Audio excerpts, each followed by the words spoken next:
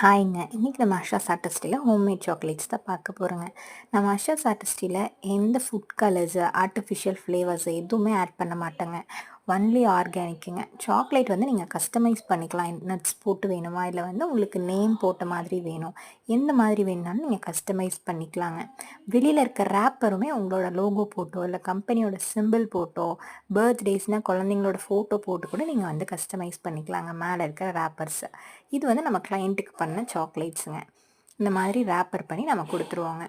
உள்ள இருக்கிற சாக்லேட்ஸுமே அப்படிதாங்க. நம்ம எந்த ஆர்ட்டிஃபிஷியல் கலர்ஸு, ஃபுட் கலர்ஸ் எல்லாம் ஆட் பண்றதே இல்லைங்க. ஒன்லி வந்து ஆர்கானிக் தாங்க.